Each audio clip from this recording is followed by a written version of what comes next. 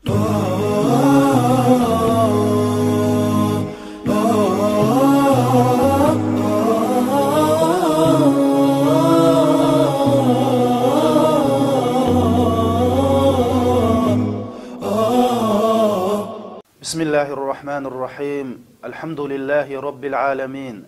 Vessalatu vesselamu ala seyyidil mursalin ve ala alihi ve sahbihi ecma'in. Assalamu alaikum hürmetli qarindaşlar. Men bugün huzuruňlarga Ailem Cennetim dersimizning 11-nji qismini sunmakçı. Hürmetli qarindaşlarım. Men aldınғы dersimde nikah, çay, toy hakkında toxtulup ötken edim. Bir kız bilen yigitning nikahı okulup bir öyge kirgenden keyin bu ikkisining zimmisiga muş aileni qurup chiqish, baxt saodatga to'ldirish, xotirjam inoq ittifoq oila qilish yüklenadi. Her qandaq bir qurilgan aile bu ailede bir mehr muhabbet buluşni arzu qiladi. To'g'ri. Mehr muhabbet olsa Allah subhanahu wa ta'ala bizga iman islomdan keyin bergan eng cho'ng ne'mat hisoblanadi qarindoshlar. Eng katta ne'mat hisoblanadi.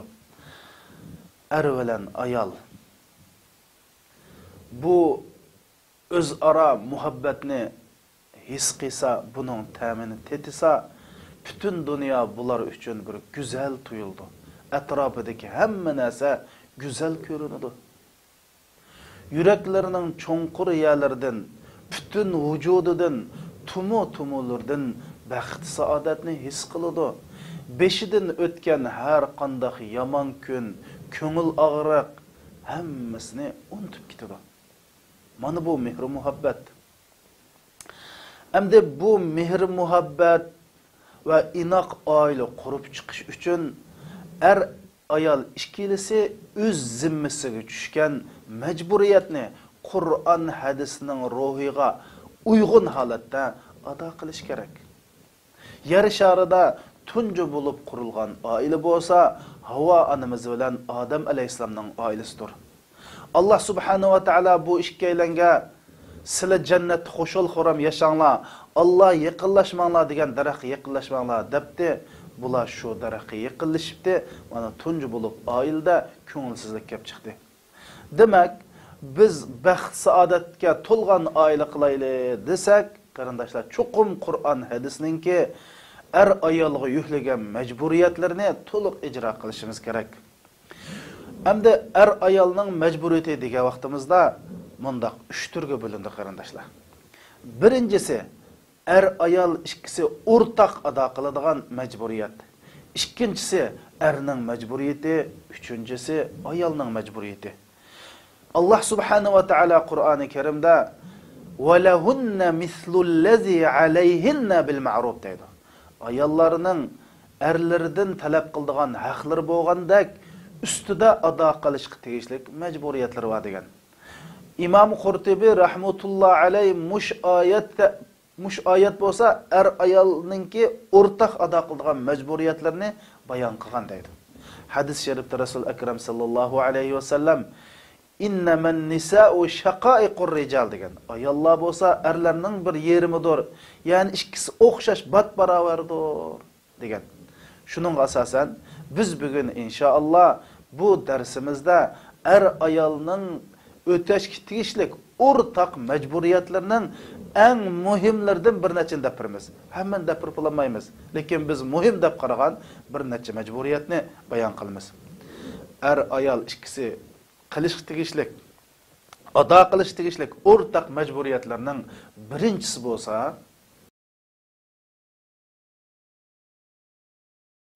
ayol bir-biriga haqni tavsiya qilish.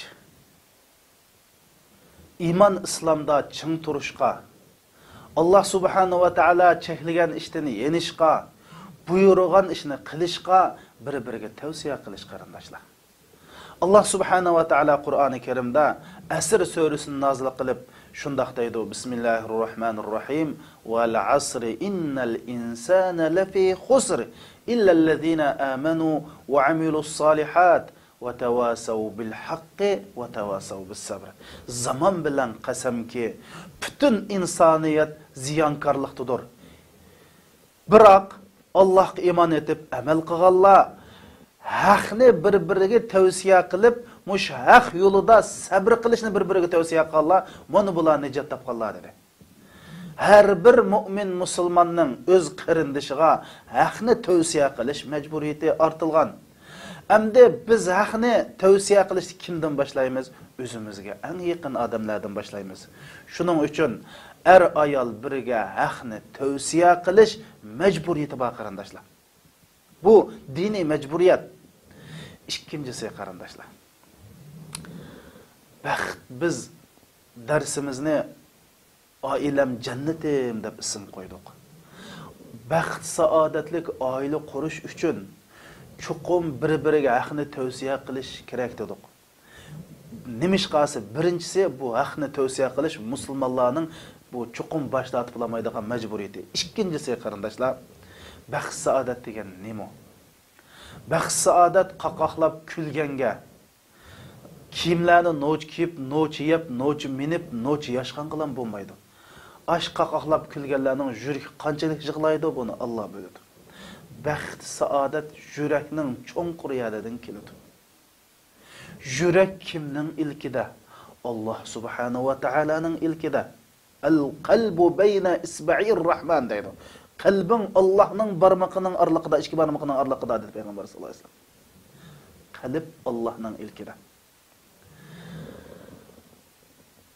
Demak, baxt saodatlik qildig'inimi Allah, baxt saodatni bermaydig'inimi Allah.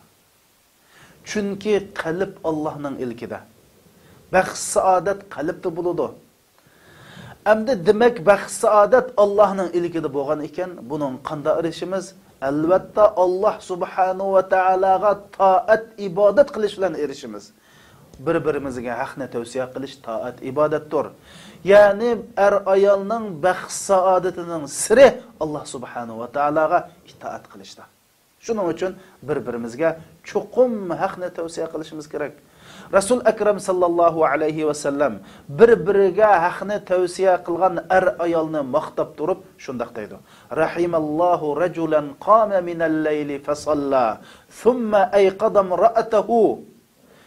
Allah shundoq bir erga marhamat qilsinki, bu kechis qopib 2 rakat namoz o'qiydi. Ondan ayolini namoz o'qish uchun o'g'itdi. Ayoli uyquchilikda o'g'inamay qolib qolsa, yuziga asta suv sepib o'yg'itdi. Bu erga Alloh rahmat qilsin. Ya'ni shundoq bir ayolga Alloh rahmat qilsinki, bu ayol kechis qopib 2 rakat namoz o'qiydi. Ondan erini namoz o'qish uchun o'yg'itdi. Eri qop qo'linmasa, yuziga asta suv o'yg'itdi. Mana mush ayolga Alloh rahmat qilsin deb Rasululloh mushundoq bir-birini haq yo'lga tavsiya qilishgan ayollarni maqtadi va bular uchun Allohning rahmatini tilab duo qildi qarindoshlar. Yana bir hadis sharifda payg'ambar sallallohu alayhi va sallam bir ayol bir-birini o'g'itishib kechisi 2 rakat namozni birga o'qisa, bular deydi: Kutiba minaz-zakirina vaz-zakirat. Bular Allohni eng ko'p zikr qilgan, Allohni eng asligan, Allohni qalbida davomli yod etgan kishilarning qatoridan yozilib ketadi dedi qarindoshlar. Sahabaning ayollari erlarini uztib chiqqan vaqtida, erlar ya ishqa yoki etizlikqa yo tijoratga mangan vaqtida uztib chiqqan vaqtida nima deydi? Hay erim, bizga halol rizq deb kirgan. Chunki biz haromni yesak, do'zaxning o'tiga sabr qilolmaymiz, ammo ochliq sabr qilmaymiz deb mandaq o'zlatdi qarindoshlar. Shuning uchun bir jup ayolning to'y qilib bo'libla birinchi zimmasi uchadigan majburiyat bir-birini haq tavsiya qilishdir. Ikkinchi majburiyat bo'lsa, ayol bir-biriga kuyinish va bir-biriga ko'ngil bo'lish qarindoshlar. Bir-birining hol ahvolidan obdan xabar olish bilan bir-biriningki ehtiyojlardan chiqish, bir-birlariga tatlı gap qilish, mush orqali bir-biriga ko'nish kerak. Allah subhanahu va taolo Qur'oni Karimda shunday deydi: "Thumma kana minallazina amanu wa tawasaw bis-sabri wa tawasaw bil-marhama ulaika ashabul maymana." Ondan keyin mu'minlardan shunday bir kishilar bordurki, ular bir-biriga sabrin tavsiya qiladi va bir-biriga kuyinishni tavsiya qiladi deydi. Ulaika, ona ashular bo'lsa, ahli saodatmanlardir deydi qarindoshlar. Baxt, saodatman oila qurib chiqaylik deydi ekanmiz. Er ayol bir-biriga kuyinishi va bir-biriga ko'ngil bo'lish kerak. Biz Rasulullohning hayotiga qaytaylik. Bir kunse Resul Ekrem sallallahu aleyhi ve sellem ayqını o'ngshab o'ltiradi. Ayşe animiz yanında jip igirib o'ltirib, Rasululloh shunda qarasa, Rasulullahninki muborak yuzlardan terning tomchilari eqiyotganligini ko'rib, Ayşe animizga Rasulullahning har bir tomchilari bir unchi marvoyatning donchilarida ko'rinib ketadi. Shunda zuqlanib, taz qarab o'tiribdi. Peygamber sallallahu aleyhi ve sellem, "Voy Ayşe nim bo'ldi?" deb Ayşe anamızning ahvoli qarab Rasululloh hayron qoldi. Qipti, "Ya Rasululloh, sizning yuzlardan eqiyotgan terning damchillari xuddi marvoyatning donchillaridek ay val nur chechiyotdi. Abu Bakril Huzayli degan shoir mush ko'rinishni ko'rgan bo'lsa, sizning haqlarda ajoyib bir she'rlarni to'qiyotgan bo'ladi" deb Rasululloh bo'lgan o'zininki ishtiyoqini, Rasululloh bo'lgan kuyimchanligini ifodaladi qarindoshlar. Rasulullohdan Ayşe anamiz patpat Rasulullohdan so'raydi: "Ya Rasululloh, kayfa hubbaka li?"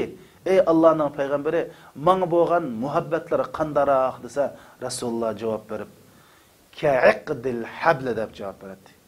Ag'amchining ashmashunda chakka yerga o'xshashini aytib, "Pishiqching" desa, deb javob beradi. Ayşe anamiz pat aynamayna o'tib ketib, "Ya Rasululloh, ag'amchining chakka yeri qandaroq turdi?" desa, Rasululloh sallam, "Ay burun holidagini aytib, chin holati turdi" deydi. Demek, muşunda tatlı gaplar bilen, muşundaq bir o'zaro bir-biriga kuyishni, bir-biriga ko'ngil bo'lishni gap so'zi bilan, ish harakati bilan ifodalab turadi qarindoshlarimiz. Mana bu Rasulullohning bizga qoldirib ketgan ish izlari, sunnatlari. Hadis sharifda bo'lsa, Rasul Akram sallallohu alayhi va sallam Allah innama yarhamuhumulloh min ibadihi ar-ruhama deydi. Allah subhanahu wa ta'ala bandallarning ichidan kuyimchan bandalariga Allah mehribonlik qildi deydi. Man la yarham la yurham. Bir odamga mehribonlik qilmagan odamga Allah mehribonlik qilmaydi deydi qarindoshlar. Hamda bizningki bir mu'min musulmonning bir-biriga mehribonlik qilishi, hatto hayvonlarga mehribonlik qilishi shu musulmonning majburiyati. Amma o'zining eng yaqini bo'lgan ayollarga, bolalarga kuyish, mehribonlik qilish bo'lsa, dinimizning eng go'zal xislatlaridan biri. Shuning uchun ikkinchi majburiyat bo'lsa, bir-biriga mehribonlik qilish. Rasul Akram sallallohu alayhi va sallam shunday dedi: "Ala ukhbirukum bi nisaikum min ahlil janna" devatdi. Men sizlarning jannatdagi ayollaringlar haqida xabar beraymi? Ya'ni jannat ahlidan bo'lgan ayollarni deb beraymi deb shunda deb Rasululloh. Al-wadudul waludul a'ud dedi. Ya'ni bunda degani nihoyatda kuyimchan ayol deydi. Va tug'umchan ayol va iriga yepishib turadigan ayol. Iza azat aw uziyat deydi. Bu ayol ya iriga aziyat turib qo'ygan bo'lsa, ya'ni irining ko'ngli og'ritib qo'ygan bo'lsa, yoki iri bu ayolning ko'ngli og'ritib qo'ygan bo'lsa, bu ayol irining qo'lini tutib, "Sen mendan bugun rozi bo'lmasang, ko'zimni mitqib yummayman" degan ayol mana bu sizlarning jannat ahlidan bo'lgan ayollaringlar dedi. O'ylab baqilar qarindoshlar. Nihoyatda kuyimchan, nihoyatda iriga yepishqoq, xapulab qolsa oldi bilan tashabbuskorlikdan irining roziligini izlaydigan ayol bu jannat ahlidan bo'lgan ayol dedi. Erlagim shu qarindoshlar. Erlami muşundaq ayollarınınki her xil yol usullar bilan ko'nglini elish kerak. Abu Darda radhiyallohu anhu ayoli shundaq dedi. Ey ayolim, mening achchig'im kelib qolgan chaqda siz darhol mening roziligimni istang. Voy xapomislar dang. Sizning achchig'ingiz kelib qolgan chaqda voy men sizning roziligingizni istay. Ya'ni voy xapoma ayol day. Agar mushtaq qilmasak biz uy yo'polmaymiz deb mushunda degan. Demak, qarindoshlarim, ayollar bir-biriga kuyinish, bir-birining holidan xabar olish. Ular ayol bir-biriga quldun kelmaydigan ishlarga majburlamaslik. Ag'rib qolsa bir-birine qarab yaxshi beqish. Ularningki xatoliklarga ko'z yumish. Ularningki ayiblarini izlab yurmaslik. Ularning ko'ngliga har xil gaplar bilan aziyat bermaslik. Mayli ayolning oilasiga, ayol erning oilasiga aziyat bermaslik, ularni hurmatlash orqali mana ayollarimizga kuyinish va ko'ngil bilish, ayollarimiz erlarga erlarninki nimani yaxshi ko'rdi, nimani yomon ko'rdi va erlarninki oydikilarni ayol hurmatlash orqali mana shundaq bir-biriga kuyinish, muhabbat bog'lash va bir-birini yaxshi ko'rish, bir-biriga ko'ngil bilish mana ayolning o'rtaq majburiyati. Uchinchi majburiyat bo'lsa,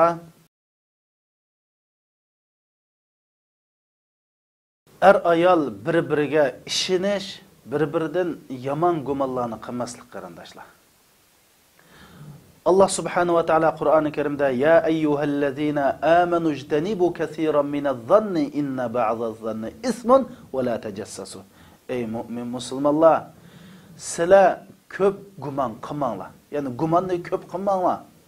Chunki gumon qilish jinoyatdir. Bir-biringizga josuslik qilmanglar deydi. Anda bo'lgan ekan, ayol bir-biriga sodiq bo'lishi, yolg'on etmasligi, bir-biriga samimiy bo'lish kerak. Va shundaqlama ayol eriga ishinish kerak, ayoliga ishinish kerak. Birisining gap so'zlaridan, ish harakatlaridan gumon qilish to'g'ri emas qarindoshlarimiz. Rasul bir vaqalik va bir ayol kechda eri bilan uxlayotganda telefon kelib qoldi. Bu ayol telefonni eliblam mehmonxona uyga chiqib so'zlashdi.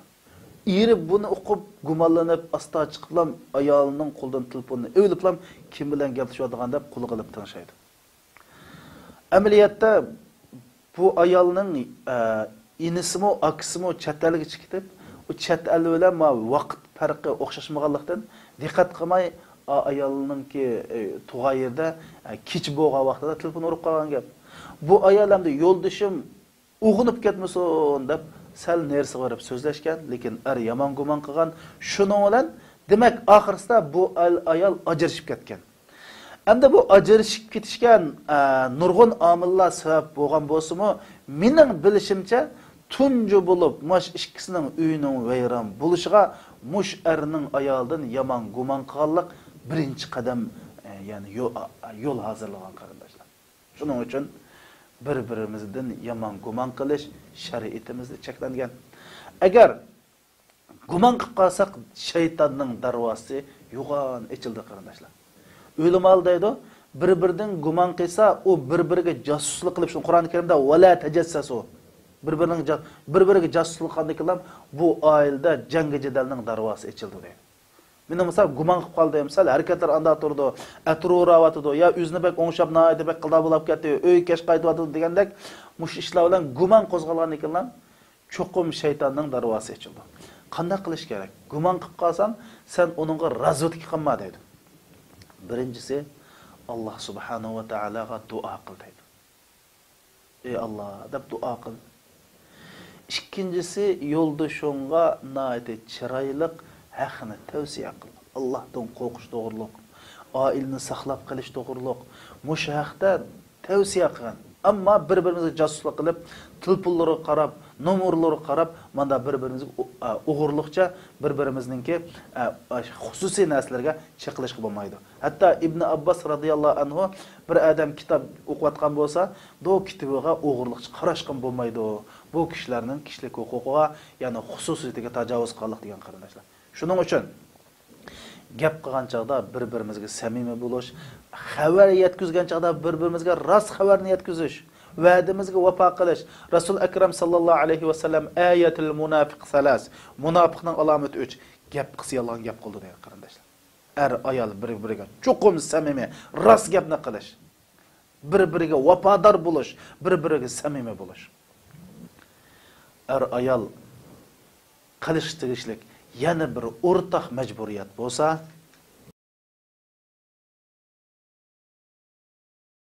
ayol nihoyatda sabrchan bo'lish. Ayol bir-birining yoqtirmaydigan harakatlari, gap so'zlariga sabr qilish qarindoshlar. Allah subhanahu va taolo Qur'oni Karimda innama yuvaffas-sabiruna ujurahum bighayri hisob.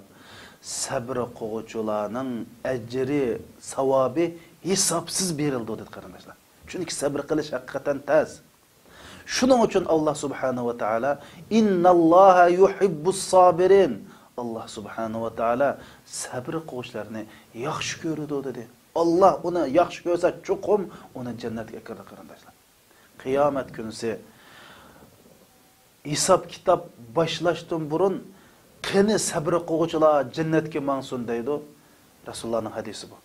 Nayt az adam qo'pidi degan. Ya'ni sabr qilganlar nayt az bo'ldi degan. Lekin ayol bu oilani baxt saodatman oila qilayli deydi ekan, sabrchan bo'lish kerak. Chunki inson bo'ladi ekan, bu insonning chuqum kamchiligi bo'ladi. Mukammal inson faqat Muhammad alayhisalom. Uningdan boshqa qandoq bo'lishdan qat'iy nazar insonlarda kamchilik bo'ldi. Biz qandoq qilishimiz kerak? Chuqum biz kamchiligini kechirib, ortiqchiligini ham ko'rishimiz kerak. Ko'zimizni itib olib, bir ko'zimiz bilan qaramasligimiz kerak. Rasul akram sallallohu alayhi va sallam la yufrik mu'minun mu'minatan. Bir mu'min yana bir mu'minni, yani bir yana bir ayolni yomon ko'rmasin. Ayolining bir xato yeri bo'lsa, yana bir to'g'ri yeri bor. Bir yomon yer bo'lsa, yana bir yaxshi yeri bor. Ay yomon yerini kechirib, uningga sabr qilib, ay yaxshi yerdan huzurlansin deydi qarindoshlar. Ayol bir-birisiga chuqum shundoq posiyada bo'lish kerak. Mushu sabrining nihoyat katta ajr savobliq haqida bir vaqalik bor.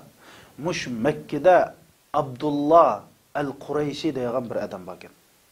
Bu odamning ayoli shundoq bir sal nachar chiqib qilib, bu odam mush ayoldan 30 yil sabr qilib uy tutibdi. Hammadan bildikanda bu odamning mushunda sabrchan ekanligi. 30 yildan keyin faqat bu bulanmay, asta o'yin tashlab bir oyniklar deb chikitib qoldi-da bu odam. Chikitib bir yerga ketib olsa, bir chidir bor ekan, kashulabdi. Mush chidirga kirib armab mangay deb chidirga izni so'rab kiribdi. Kirsa ikki odam o'ltirib shu yerda ibodat qilib o'ltirgan odam ekanda. Shular bu yerda saq 3 kun shu odamlar namoz o'qib, Qur'on o'qib, uxlab qolib 3 kun yashgan ekan. 3-kunsi shuning bilan birsi debdi-da, yana birsiga duo qila qarindishim, bir Alloh subhanahu va taolo bizga bir kechish taboq nisq qilib qolsa ajab emas deb. Shundan birsi qo'lni ko'tarib bir narsa deb duo qildi. Uzoq o'tmaydan bir odam bir qach tamoq akiribdi. Shundan uchi buni yebdi. Atsi shundan ham birsi duo qildi. Yana bir odam bir tamoq qachcha bir qach tamoq akibdi-da. 3-kunisi bu Abdullah Qurayshiga qarindishim sen bir duo qila Alloh subhanahu va taolo bizga bir kelchi tamoq nisq qilsa ajab emas deb. O'sha bu Abdullah Quraysh o'ylabda mendek bir bechora gunohkor, mendek bir odamning Alloh taolo qanday duosini ijobat qila, hamda bu ikkisining duosi ajoyib ijobat bo'lib ketdi mana. Men qanday qilam deb o'ylab shundoq duo qildi-da. Ey mehribon Alloh, men bir bechora odam, men bir gunohkorman. Mening duoyimni ijobat qilsam-mu, mosh ikki qarindishimning taqvoligi, mosh qarindishimning iymonining haq hurmati, mosh ikki qarindishimning yaxshi amallarining haq hurmatidan mening duoyimni ijobat qilib bizga bir kash tamoq rizq bergan bo'lsang debdikan. Uzoq o'tmay bir odam ikki qoch tamoq ko'tarib kiribdi-da. Shuningdan bu ikkisi hayron qilib turishga bu Abdullah Qurayshi degan odam ashkisidan so'rabdi. Bu ikkalni nima deb duo qilsalar debdikan. Sen de biz dua qilsak bir qaç tamoq bergan, Alloh sen dua qilsang ikki qaç tamoq berdi degan.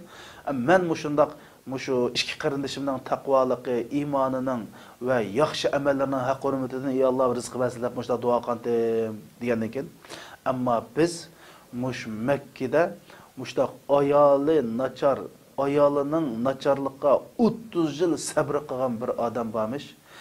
Abdullah Qurayshi degan. Ey Alloh, mush odamning mush sabrisining haq hurmatidan duoyimizni ijobat qil deb mushunda duo qildik deb mushunda deyilganda bir vaqalik bor. Bu gapni anglab Abdullah Qurayshi bu sabrining ne qadar Allohning dargohida ulug' ibodat ekanligini bilib uyiga qaytgan deydi qarindoshlar. Masalan, bir yaxshi odamning ayoli nihoyatda nachar ayol ekanda, shundan ağaylar depti, "Voy bu ayolni qo'yvatsang bo'lmamdi" degan keyin, "Yo'q, men qo'yvatmayman, sabr qilma." Chunki men qo'yvatsam, yana bir musulmon oldi. U musulmon bu ayoldan jafo tatgandan, "Mayli sabr qilib o'tkazib o'tay" degan mandaq isil musulmonlar bo'lgan qarindoshlar. To'g'ri, sabr qilmoq nihoyat tas. Lekin sabr qilamiz deb iroda bog'lasak, sabr qilib bo'ldi. Rasul akram sallallohu alayhi vasallam, "Innamas sabr bit-tasabbur" degan.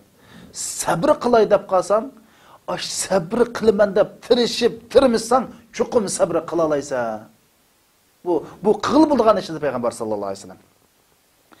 "Va ma u'tiya ahadun ata'an khayran wa awsa' min as-sabr." Alloh subhanahu va taala bir odamga sabrni ato qilsa, buningdan katta bir ne'mat yo'q deydi. Bir odamga o'sh sabridimmi va katta, sabridimmi bir yaxshi bir ne'mat berilmadi. Yani sabra nait çoğun nimet deb Rasul Ekrem sallallahu aleyhi ve sellem muş ailede ayolning bir-birisining xatolig'i, bir-birisininki ko'ngli ko'tarmaydigan yerlari, mushu ish harakatlari xatolik bo'lsin, gap so'zlari xatolik bo'lsin, cho'qim sabr qilishga buyurgan qarindoshlar. 4-chi ayol qilish tegishlik majburiyat bo'lsa,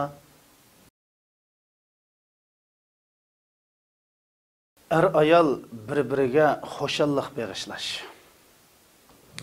Hamda qarindoshlar, biz dedik bu darsni so'zlashdik. Maqsadimiz oilamizni jannatga aylantirmoqchi. Qancha oilamiz jannatga aylandi, bu haqda so'zlayapmiz. Hamda ayolning bir-biriga xo'shallik bag'ishlash majburiyati bor. Hamda mundaq bir gap bor qarindoshlar. Mushu Ölümalar, ictimai fen ölümaları, insan qandaqançada en baxt saadetinin təmini tetiyalaydı degan haqda tədqiqat etib bağın. Bu tədqiqatın neticesi qanda çıqqan desanlar, siz baxt saadetinin təmini en tuluq rəvişdə tetaydısınız, başqalarga xoşallıq ata qılan degan. Yani bunda deganlik, bir adam 100 min koy pulga muhtaç bo'lib qoldi. Qattiq ehtiyoji bor ekan. Hayot mamatliq bir ahvolga duch kelib qopti. Yana bir boy bor ekan.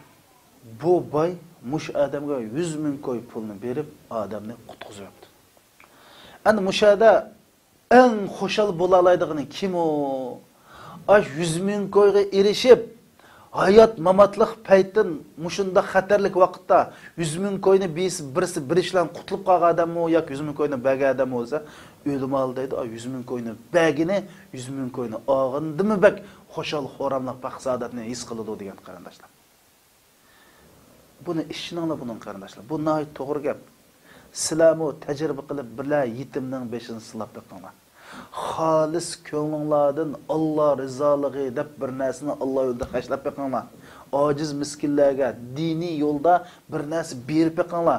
Shu yo'lda bir narsalarni pido qilib beqinglar. Alloh subhanahu va taolaning ash-shakur, ya'ni bandalarning yaxshiligiga aslab javob qaytaruvchi degan sifati bor qarindoshlar. Allah əməlinglarni hərgiz zayiq etməydi. Sizin qalbinglarda muş dunyoda baxt, saodat, xo'shallik nis qilishdan iborat bir mukofotni berdi. Shuning uchun ayol bir-biriga xo'shallik ato qilish. Hatto qarindoshlar mushu xo'shallik ato qilishda Alloh subhanahu va taolo mush ishning muhimligini bilganlikdan mushu ayollarga oz to'la bir ras yolg'onni qo'shib bo'lsa-mu, shularning ko'nglini xo'sh qilishga dinimiz ruxsat qilgan. Bu qanday desanglar, yolg'on gap qilish islom dinida gunohi kibr, cho'ng gunohlarning qatoridan. Payg'ambar sallallohu alayhi vasallam eng cho'ng gunoh Allohga shirik keltirish, ota-onaga yomonlik qilish, ya'ni ota-onaga itoat qilmaslik va yolg'on gap qilish degan qarindoshlar. Bu cho'ng gunoh. Lekin masalan ayolimiz sal simiz bo'lsa, voy sen uruqlab qopsan-ku. Eş o'xshamagan bo'lsin, eshing nihoyat o'xshabdi-ku. Tuzgan bo'lsin, voy tuz tetibdi-ku deb, mana mushundaq ayolning ko'nglini xo'sh qilish uchun, voy yarashmagan kiyim bo'lsa, yarashibdi deb, voy sen bugun ajabbi chiroyli bo'lib ketibsan-ku. Voy maşallah deb mushundaq gaplarni ko'nglimizda yaxshi ko'rmasaqmi, voy men seni bak yaxshi ko'rman-ku deb qo'yishga Alloh ruxsat qildi. Nima uchun desa, bir-birining ko'ngliga xo'shallik bag'ishsin deb qarindoshlar. Voy sen iri şundama senden noç er yok. Voy Xudoyim hilim bo'lsa, sandak bir erni beribdi deb, mana shundoq gaplar orqali qo'sima, bu gap chin yurikingdan chiqmasmi? Ikkinchi, ya'ni o'zingninki ering yo ayolning ko'nglini xo'sh qilish uchun mushundoq desang bo'ldim deb shariat mushunga yo'l qo'ydi. Amaliyotda qarindoshlar o'ylab boqing. Biz o'zimizda bor bo'lgan imkoniyatni o'sha ras ishlarni deb qo'ysaqmi, ayollarning, erlarning ko'ngli xo'sh bo'lib ishib qoldi. Biz shuni qilmaymiz qarindoshlar. Shuni qilmaymiz. Yolg'onchilik asli muhtoj bo'lmaymiz.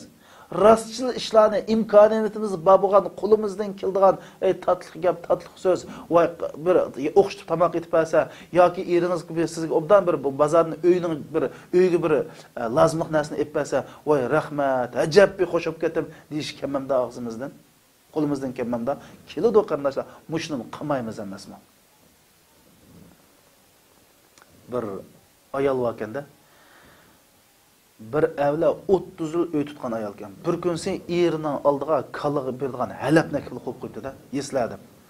Sen bu er açık kelip, voy sarang oldu mu sen, nim oldu mu diyenken, 30 yıl oldu tamak etip alsam, ya ma tamakın okşaptı, ya okşamaptı, bir ağız yakama yeyse, ben taksin tamakını arama yeydiğen şeyde halapne ekmek ettim dedi kardeşler.